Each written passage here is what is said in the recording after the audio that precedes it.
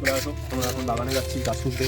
যদি কোনো গাছ থাকে যেটা রোদ্দুর পাচ্ছে না, জল পাচ্ছে না, বাতাস পাচ্ছে না, যার কারণে সেই গাছগুলো আমরা তুলে অন্য কোনো ভালো ফাঁকা জায়গায় লাগিয়ে দিচ্ছি। তার জন্য আজকে আমাদের উদ্দেশ্য। আসুন দেখুন, যদি কোনো গাছ পাই গাছটাকে তুলে ভালো সুন্দর জায়গায় লাগিয়ে দেবো। হ্যালো গাইস, এই দেখো একটা গাছ পেয়েছি। গাছটা তোমরা যাদের যেখানে কী নাম বলে একটু কমেন্টে জানাবে। এই গাছটা আমাদের এখানে নোনা ফল বলে, আর কেউ কেউ আতা বলে, কিন্তু অ্যাকচুয়ালি এটা আতা নয়, তবু ওর মতনই দেখতে হয়।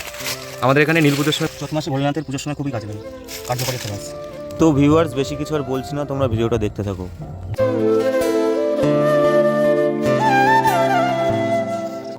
গাছ দেখতে পাচ্ছ, একটা নান্না ছোট্ট একটা গাছ, কত সুন্দর লাগছে গাছটাকে। গাছ ফার্স্ট টাইম দেখে ভালো লেগেছিল বলে গাছটাকে আমরা তুলে একটা সেট জায়গায় লাগাবো।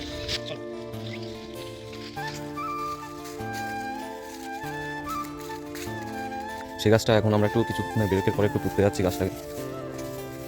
এখনও মনে করো মনের পছন্দ মতন জায়গাটা হয়নি, খুঁজে পাইনি। এখানে এখন আমরা এই গাছটাকে সেট করে পুঁতে দেওয়া হবে।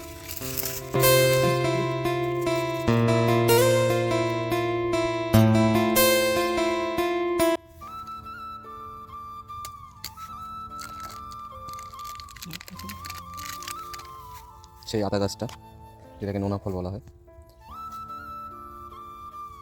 এই গাছটা বড় হলে এখানে ছাওয়া হবে, বসতে হবে।